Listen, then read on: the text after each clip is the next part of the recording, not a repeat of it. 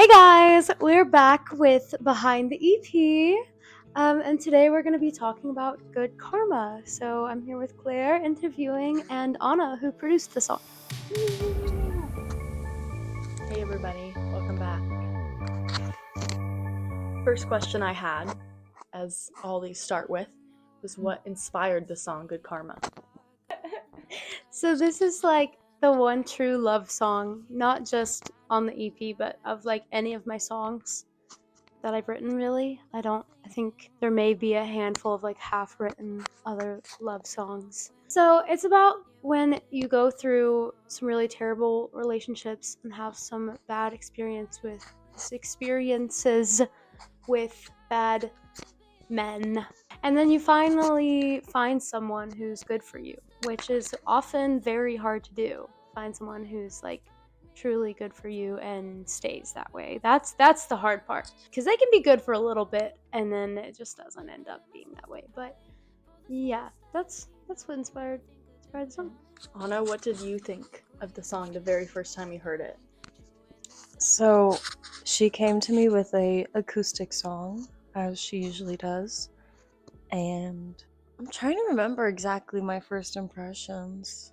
I was just looking to flip it into something entirely different, which is I felt like what she wanted, and I was just trying to hear the final product out of just an acoustic song, and yeah. Okay, good job. Hell yeah. What was the writing process like for this song? So I can't remember really how long it took me to write. I definitely don't think it was one that was like a one sitting thing. Like I probably came back to it a couple times, but it wasn't one that I let sit for like months like some of my others. I was in that relationship and I want to say it was toward the beginning of it, because that would really be the only thing that makes sense for how lovey-dovey it is. The songwriting of this song in particular is, I think, part of what makes it my favorite one of my songs, because I'm just really proud of it lyrically. There's just a lot of specific lines in there that are like, ooh, that was really good. So, yeah.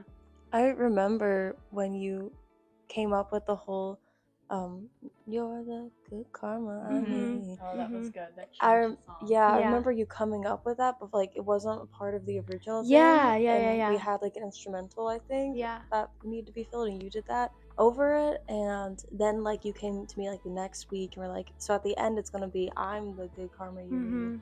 I remember that. Yeah. So it kind of got written like if the writing finished as we were producing it, recording vocals. Yes. That's right.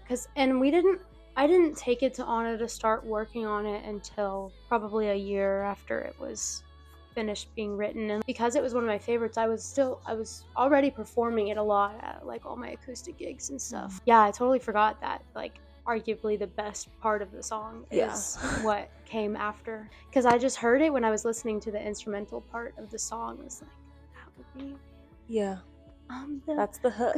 Yeah. And Anna, what was the production like for this song? The reference track we started with was a Phoebe Bridgers track. Garden Song. Yes. And so I think I initially started with getting our friend Whit in the studio. By the studio, I mean my dorm room. And he laid down the first guitar tracks, and it was like this really dull, washed out electric guitar. And then like I think I pulled a lot of the other production elements from like another older song of mine that I felt like had that Phoebe Bridgers vibe, and I had a lot of elements and just preconceived ideas that I wanted to put into the song. And then I think that my favorite part of this whole song is the violins. Yeah.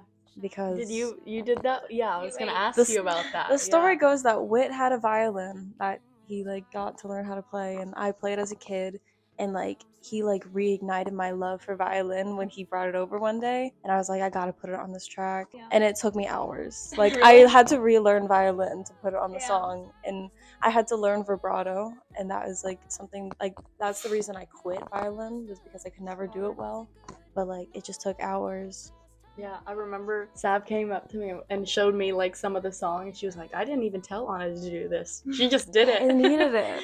And how do you know like How can you hear what songs need? Like, what do you, I don't know, like, what's your process for that? Well, I think just a good rule of thumb is to keep it to keep things building and keep it moving. And something like Good Karma, it starts super, super soft, and like the pacing of it, it's like maybe every like 8 bars or something, we add like a new extreme instrument, and just to keep the pacing interesting. One thing I really love about what Anna did with the production in relation to the lyricism is like the lyrics are so deeply passionate. It's just like this passionate love, and I think the music like really shows that. It just fits perfectly in with those lyrics, especially the violins. Like it just, and like you said, as it goes on, it just gets more fiery and passionate, and you can just like feel that through the song, and something I really love about it. How did this song like change for you over time, and how did like you figure out how like timeless this song was to you? Yeah, that's been a really big topic with this song, because it is just one that has meant something so different to me through these different times in my life over the past like 2.5 years now. It's been a long time.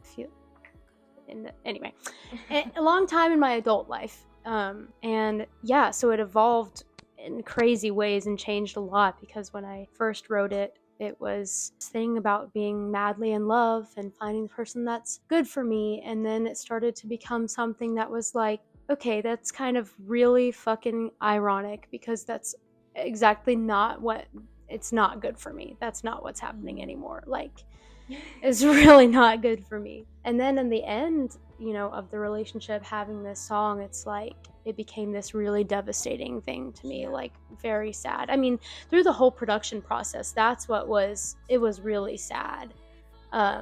Do you want to bring up the whole like thing at the end? Yeah. That's a funny story. Yeah.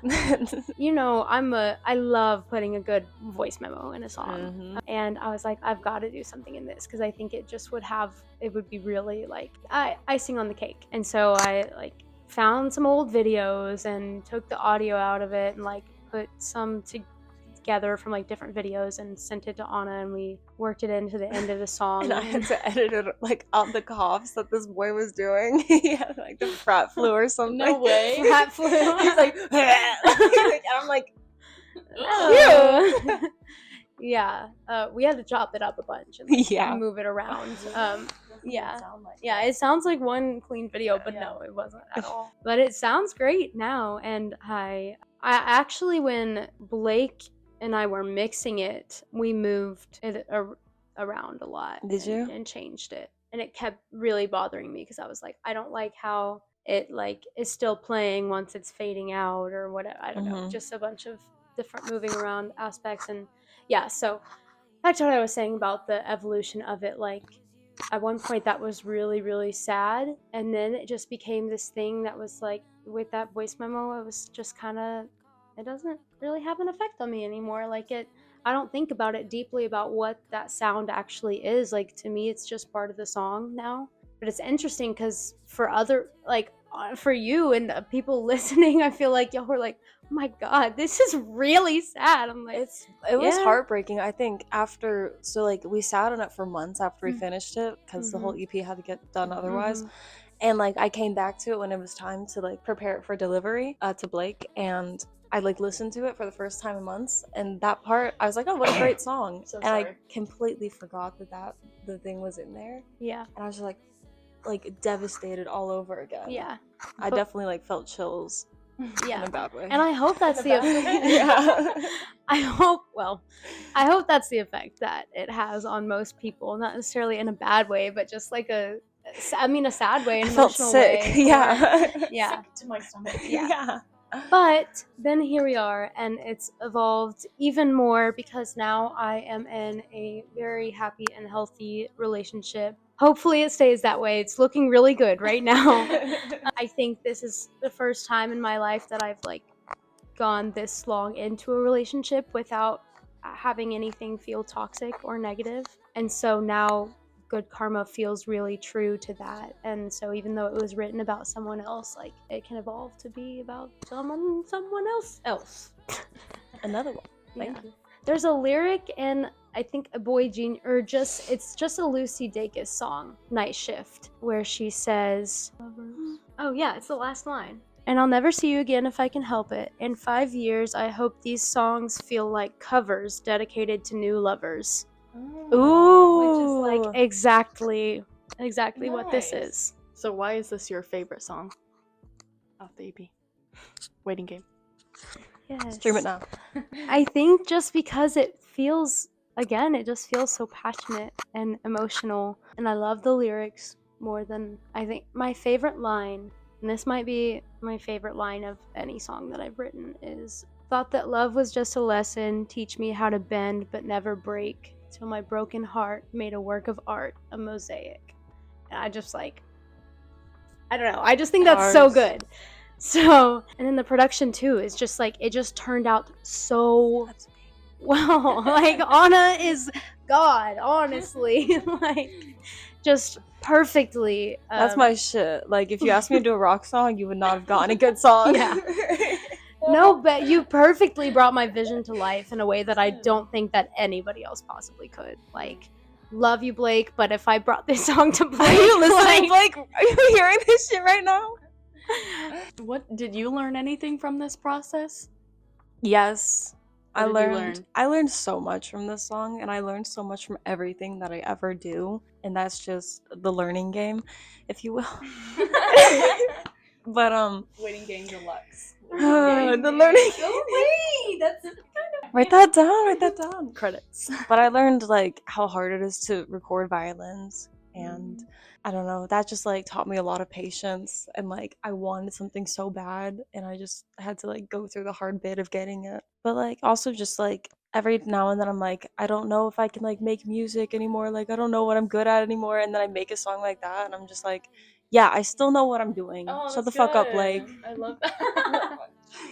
Well, what about you? Like, do you feel like you, like, from when you started writing it to when it was released, like, you grew with the song and, like, you learned things as well? Absolutely. I think it just kind of goes back to a lot of what I've already said about the way that the song evolved is also like how I evolved. I think that's another thing that has an impact on why it's my favorite, is because it just feels so much like a part of me and a representation of who I am. Another way to think about it too is it's not only like the love from somebody else, but the love that you're able to give yourself. Like, maybe I should have made it, I'm the good karma I need. Like, you're, Then the deluxe version. yeah. At the end of the day, one thing I've learned big time in life is you really only have yourself forever and always. You're the only person that you can truly like always count on no matter what. Maybe not if you have a twin. You might feel differently about that. But most of the time, you know, you can have people in your corner, but that doesn't always mean that they're going to be there forever. So yeah, it's important to hold that space for yourself as well. I feel like I'm way off topic, but No. that's okay. I don't think so. Anna, is there anything now, like, listening back, that you would change about the production side of it? I would have swallowed my pride and hired a real violinist. No, I think it sounds great, though. does sound I think there's, like, authentic It's vibes. definitely, it feels special, but like at the same time I could have like hired a real person to come in and do it instead of trying to do shit myself, and it would have been so much faster. I don't know. I think songs turn out the way they're supposed to turn out, and that doesn't mean that that's how it's always going to be. We have the stems. You never know what could happen. Yeah. Teasing a deluxe version I know nothing about. Just off the dome. Is there something you would change about the production or the writing of it? I don't think so, really. I love it a lot. It's really hard for me not to laugh when I say, when your good karma will come. I wouldn't change it though. It's great. I love that. It's very We should lean into that adds next in time. adds in a little comedic relief You to the sadness. You should spell it like that in lyrics. Yes. Well, yes. No, I don't think I would. I did fart. It was a That bad sounded like a Really sound. Really? No, I don't think I'll change anything. I did think of another thing about the instrumentation that we didn't mention is the horns are so good too. That go really well with the violin. Yes. And my favorite part of the music in the whole song is the part where it goes to give me a hug. Yes. Something like that. It's very probably in the much wrong key, but yeah. what we're singing right now, but it sounds so good. It's like, wah, wah, wah. I can't, Yeah. Go listen to it. Go listen, stream it. I put some good time into that section. Yeah. I was like, that's gonna be hard as fuck. And it is hard as fuck. Yeah. I still love that bit. And it goes from like so quiet and simple to something like, if you go from like the first second to the last like chorus, it's massive. Pacing. All about it. Yeah. I'm building. That's what you said. Yes, ma'am. Yes, ma'am. Yes, ma'am. Yes, ma'am. Is there anything coming up about the song that's like exciting or any future plans? Yes! How did I know? I have a music video for Good Karma coming out this Friday from right now when we're filming, but this video probably won't be out until this Friday. So if you're watching this right now, I hope this video is out by then. Go watch the Good Karma music video. It's out now. That is so exciting. Yeah. Oh Slay. my gosh. I'm really excited. It's really good, starring me and my boyfriend, Ash. I can't believe he agreed to be in the video. He's so chill. Like, and not in like a nonchalant, I don't care way, but in like a, he just is supportive of whatever I want to do. Like, Hell yeah. which is not, I'm not used to that. But yeah, no, he's so chill. He's like, he doesn't care that it's not about him, that there's a fucking voice memo in it. He's like, I know you feel this way about me, even though like you didn't originally, and like what's in the past is in the past. And it evolves. Like music evolves so much. And I think it helps him being a musician himself in some capacity. He knows what that's like, and he's just supportive and respectful, and so yeah. For nice music video. Yep. This Friday, right after Thanksgiving. Yep. Eat, Black Friday. Watch. Eat, watch. Repeat. Eat, watch, repeat, have fun. I'm very proud of the music video. Shout out to Spencer Wadlington, who directed and filmed it and edited. He's incredible. Obviously couldn't have done it without him, but he really brought my vision to life in an insane way. It's really cool to see how like just the acoustic song, like the production brought my idea to life of how I wanted it to sound, and then this video brought the actual like vision to life, and so just all together it looks, it's incredible. So I hope you guys enjoy it. Subscribe, comment, and give this a thumbs up. Go Smash that like button. smash it and push the bell for notifications whenever time Sap posts. Yeah. Stream Waiting Game on Spotify Yeah. and watch the music video. Thank you. Bye. Bye.